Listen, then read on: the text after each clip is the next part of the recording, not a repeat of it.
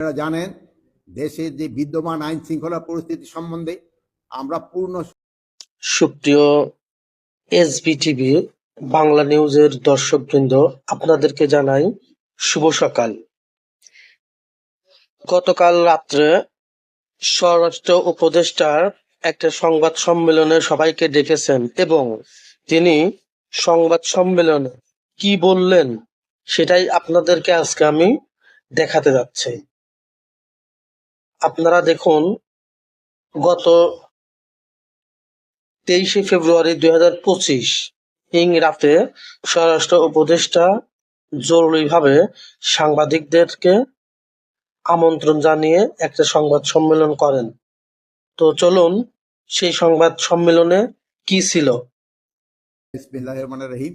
আপনাকে এত রাত্রে আমি ডেকেছি, আপনারা অনেক কষ্ট করে এখানে আসছেন, এই জন্য আপনাদের ধন্যবাদ। আপনারা জানেন দেশের যে বিদ্যমান আইন শৃঙ্খলা পরিস্থিতি সম্বন্ধে আমরা পূর্ণ সজাগ এবং সচেতন। আপনারা জানেন যে আওয়ামী দোসররা তারা দেশকে অস্থিতিশীল করার জন্য সব ধরনের চেষ্টা করতেছে। যেহেতু তারা প্রচুর টাকা দেশ থেকে স্থানান্তর করেছে, ওই টাকা তারা এখন ব্যবহার করতেছে। এই টাকা ব্যবহার করে দেশকে একটা অস্থিতিশীল পরিস্থিতি করার চেষ্টা করতেছে। আমরা এইটা কোনো অবস্থায় করতে দিব না। আমরা যেভাবে হোক এটা প্রতিহত করব। দিনে রাত্রে যেখানে আমাদের বাহিনীর প্রয়োজন হবে তারা সেখানে যাবে এবং এইটাকে প্রতিহত করবে। আপনারা জানেন, আমি আপনাদের সামনে দায়িত্বহীনভাবে বলতে চাচ্ছি, আমি এই আওয়ামী যারা এই কাজগুলি করতেছে তাদের আমি ঘুম হারাম করে দিব এবং তারা কোথাও কোনো স্থান পাবে না। দিনে রাতে যে জায়গায় হোক না কেন তাদের কোথাও কোনো স্থান হবে না। আর একটা আমি আপনাদের কাছে দায়িত্বহীনভাবে বলতেছি যে আমার বাহিনীকে আমি ইনস্ট্রাকশন দিয়েছি, তারা তাদের টহল কার্যক্রম আরো বৃদ্ধি করবে। আগামীকাল থেকে যেন কোথাও কোনো কিছু না ঘটে এই জন্য তারা ব্যবস্থা নেবে। এবং এই আমি বাহিনীর সবাইকে আমি এই ইনস্ট্রাকশন দিয়েছি এবং তারা এটা ভালোভাবে কার্যকর করবে এবং তারা যদি ভালোভাবে কার্যকর করতে না পারে তবে তাদের বিরুদ্ধে আমি একটা অ্যাকশন নিব। তো আপনারা দেশবাসীকে আশ্বস্ত করবেন আইন শৃঙ্খলা পরিস্থিতি দিনে দিনে আরো উন্নতি হবে এবং এটা অবনতি হওয়ার কোনো সম্ভাবনা নাই। এবং দেশকে যারা অস্থিতিশীল করার চেষ্টা করতেছে তাদের কোনো অবস্থায় আমরা ছাড় দিব না। এই আওয়ামী দোসরদের আমরা কোনো অবস্থায় ছাড় দিব না।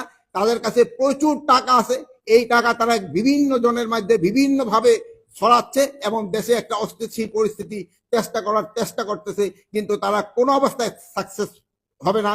এবং আমরা যেভাবে হোক আইন শৃঙ্খলা পরিস্থিতি দিনে দিনে উন্নতি করতে থাকবো এবং এই যে ডেভিল হান্টের মাধ্যমে আমাদের কার্যক্রম অব্যাহত থাকবে এবং এই সন্ত্রাসীরা কোথাও কোনো জায়গায় ঘুমাতে যেন না পারে বা বসতে যেন না পারে, দাঁড়াতে যেন না পারে, এই ব্যবস্থা আমরা করবো। মাননীয় উপদেষ্টা, আপনাকে শেষ হয়েছে, আমরা প্রশ্ন করবো। হ্যাঁ বলেন। আচ্ছা, আপনি জানেন কি আজকেও দুটি ছিনতাইয়ের ঘটনা ঘটেছে এবং একজনকে একেবারে ওপেন ভাবে 4টি গুলি করে তার থেকে 160 ভরি স্বর্ণ ছিনতাই করার ঘটনা ঘটেছে। এগুলোর পেছনে কি আপনি সে আওয়ামী দোসরদেরই দেখছেন না অন্য কেউ এই সুযোগটি নিয়ে এই কাজটি করছে, কি মনে করছে? এইতে ওই দোসররাই বেশি জড়িত। এইটা এলাকাটা হলো বনশ্রী এলাকায় যে এই ঘটনাটা ঘটছে, এটা আমার নজরে আছে। এখানে ওই জায়গায় যে আমার আইন শৃঙ্খলা বাহিনী যারা লোক আছে, আমি তাদেরও যদি কোনো গাফিলতি থাকে আমি তাদেরও আইনের আওতায় আনবো। এখনো স্যার এই মুহূর্তে 2টি ডিবির টিম মতিঝিল বিভাগ কাজ করতেছে স্যার। এখন আপনার পদত্যাগ দাবি করা হয়েছে কিছু সময় আগে।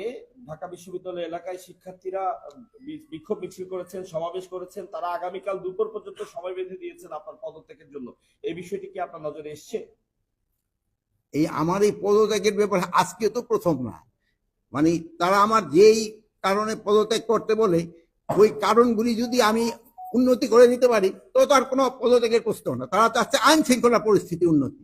আমি আইন শৃঙ্খলা পরিস্থিতি যেন উন্নতি হয় আমি এই ব্যবস্থা করতেছি এবং এই আইন শৃঙ্খলা পরিস্থিতি আগের থেকে অনেক উন্নতি হয়েছে এবং এটা আরো উন্নতি হতে থাকবে। একটু ডেভিল হান্টের অপারেশনের পর থেকে এখন পর্যন্ত প্রায় 8,500 গ্রেপ্তার হয়েছে আমরা দেখেছি। তারপরে আপনাদের একজন ঊর্ধ্বতন কর্মকর্তা কিন্তু বলেছে চাঁদাবাজি কমে গিয়েছে কিন্তু ছিনতাই চুরি বাড়ছে, যেটা প্রতিনিয়ত আমরা রাতে দেখি। এখন যাদেরকে গ্রেপ্তার করা হলো তা আসলে তারা কারা? আর এই যে রাতে প্রতিনিয়ত যে ঘটনা ঘটছে, শুধুমাত্র রাতেই নয়, সারা দেশেই ঘটছে অপ্রীতিকর ঘটনাগুলো, তাদেরকে কেন গ্রেপ্তার করা হচ্ছে না? আপনি গ্রেপ্তার কিন্তু করা হচ্ছে, বা যে পরিমাণ গ্রেপ্তার করা উচিত হয়তো সেই পরিমাণ হয়তো হচ্ছে না। যেমন ধরেন এই বাসে ডাকাতির জন্য কিন্তু অলরেডি 3 জনকে কিন্তু সাভার থেকে গ্রেপ্তার করা হয়েছে, গ্রেপ্তার হচ্ছে এবং গ্রেপ্তার এটা চলতে থাকবে। মাননীয় উপদেষ্টা, আমরা প্রথমে আসলে সশস্ত্র বাহিনীকে আসলে যতটা সক্রিয় দেখেছি, এখন আসলে হয়তোবা ওই উপস্থিতিটা আসলে দেখতে পাচ্ছি না। যে সেনাবাহিনীর প্রথম দিকে যে অভিযানগুলো ছিল, বিশেষ করে পরে নতুন সরকার আসার পরে শুরুর দিকে যে অভিযানগুলো ছিল, এখন আসলে এই মানে ব্যবধানটা কেন, আসলে এই পার্থক্যটা কেন? এটার সাথে একটু যোগ করতে চাই, রাজুকে যেটা উত্থাপন করা হয়েছে আপনার পদত্যাগের সাথে, বলা হচ্ছে যে সেনাবাহিনীর যে ম্যাজিস্ট্রেট পাওয়ার দেওয়া হয়েছে সেটা কি মানে পুরোপুরি কাজ করছে কিনা তারা জানতে চেয়েছেন।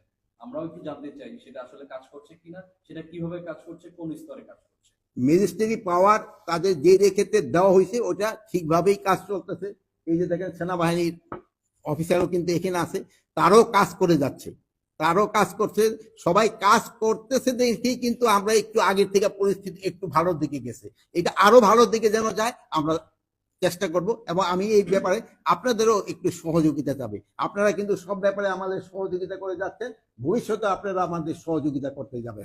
যেমন আপনি এই বিদেশি প্রচার মাধ্যম আমাদের সম্বন্ধে অনেক কিছু আজে বাজে লিখত, আপনারা কিন্তু এটা প্রতিবাদ করে এবং সঠিক সংবাদ দিয়ে কিন্তু আপনারা দেশকে বাঁচিয়েছেন এবং আমাদের উপকার করছেন। আপনারা ভবিষ্যতে এটাও করে যাবেন, আমি আশা করি। সাধারণের একটা কথা ছিল, যেটা আপনাকে আমি উত্তর পাইনি, সেটা হচ্ছে অপারেশন ডেভিল হান্টার নামে কাদের গ্রেপ্তার করা হচ্ছে, এবং এখন পর্যন্ত কিন্তু আসলে এই অভিযানের পরবর্তীতে অপরাধগুলো, অপকর্মগুলো আরো বেড়েই চলেছে।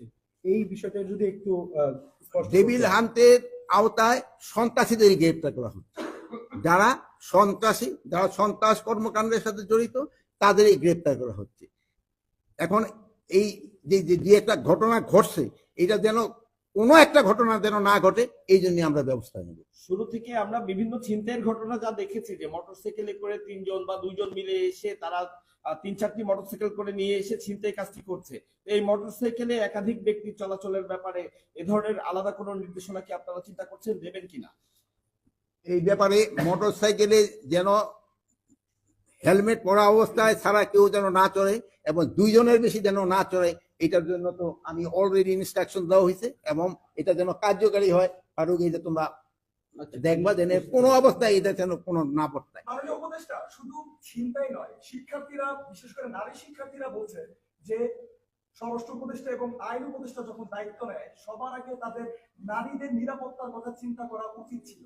যে হারে ধর্ষণের সংখ্যা বেড়ে চলছে, তারা এটা নিয়ে উদ্বিগ্ন, এবং তারা বলছেন যে স্বরাষ্ট্র এবং আইন মন্ত্রণালয় থেকে তেমন কোনো উদ্যোগ নেওয়া হয়নি। কি বলবেন তাদের উদ্দেশ্যে?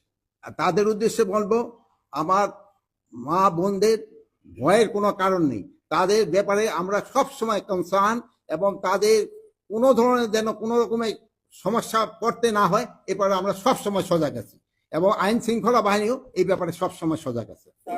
সবাই তো বলছে যে আপনার ব্যর্থতা আছে, আপনাকে পদত্যাগ করতে। আপনি কি আপনার নিজের ব্যর্থতা দেখেন, বা আপনি এতদিন পরেও যে আইন শৃঙ্খলা বাহিনী সক্রিয় করতে পারেনি, আপনার নিজের ব্যর্থতা দেখেন কিনা? এটা ক্ষেত্রে আপনারাই বলতে পারেন, আইন শৃঙ্খলা বাহিনী আমি যে অবস্থায় নিয়েছিলাম ওই অবস্থার থেকে কি সক্রিয় হয়েছে কি হয় নাই, এ ব্যাপারে আপনারাই আমার থেকে আরো ভালো বলতে পারবেন। আমি কি অবস্থায় আইন শৃঙ্খলা বাহিনী ঢুকতে নিয়েছিলাম এটা জানেন। যে সময় আমি ঢুকতে পারিনি আইন শৃঙ্খলা বাহিনীর কাছে, আপনার পুলিশের অবস্থা কি ছিল, আনসারের অবস্থা কি ছিল, ওই অবস্থার থেকে কি উন্নতি হয়েছে কি হয়েছে না, এই ব্যাপারে আমি আপনাদের উপরে এই বিচার ছেড়ে দিলাম। আর আমি এখন আবার বলতেছি, আমি আপনাদের নিয়ে, জনগণকে নিয়ে যেভাবে হোক আইন শৃঙ্খলার পরিস্থিতি উন্নতি হইতেই হবে, এবং আল্লাহ দিলে আমরা করতে পারবো। আপনারা ভালো থাকেন, দোয়া করি। শুধু ডেভিল হান্টের মধ্যে সীমাবদ্ধ থাকবে, নাকি চোর ছিনতাইকারীদের জন্য নতুন কোনো হান্ট আপনারা করবেন কিনা?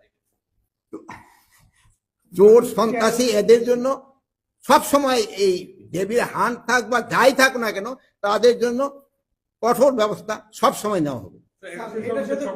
সবসময় বলা হচ্ছে যে আসলে আপনারা যথেষ্ট চেষ্টা করছেন আর কি দেশের আইন শৃঙ্খলা বাহিনীকে আসলে ঠিক করার জন্য, কিন্তু প্রতিনিয়ত যে ঘটনাগুলো ঘটছে, হতে ছিল যে যারা এই খারাপ কাজগুলো করছে বা যারা ছিনতাই করছে তারা আসলে ভয় পাওয়ার কথা ছিল, কিন্তু তারা প্রতিনিয়ত কিন্তু তারা সীমা লঙ্ঘন করে যাচ্ছে, প্রতিনিয়ত ঘটনা তীব্রতা বাড়ছে। তো আসলে কোথায় সমস্যাটা? আপনি নির্দেশ দিচ্ছেন কিন্তু সন্ত্রাসী দেখা যাচ্ছে প্রতিনিয়ত তাদের যে ইনসিডেন্ট ঘটেই যাচ্ছে, তাহলে কাজটা আসলে মিসিংটা কোথায়, ল্যাকিংটা কোথায়? এটার সাথে আমি একটু বলি, আপনি ডেভিল হান্টের অপারেশন ঘোষণা করার পর থেকেই অপরাধের প্রবণতা বাড়তে আছে। তো সেই ক্ষেত্রে আপনারা গাফিলতি কোথায় দেখছেন বা গ্যাপটা কোথায় দেখছেন, এই বিষয়টা আপনারা কি নতুন দেখছেন? কোনো ব্যবস্থা দিনের পর দিন নেবেন কিনা? এটা চিন্তাই বাড়ছে যে ডাকাতি বাড়ছে, এই ডেভিল না, হান্টের আমি এই- ঘোষণার পর থেকে।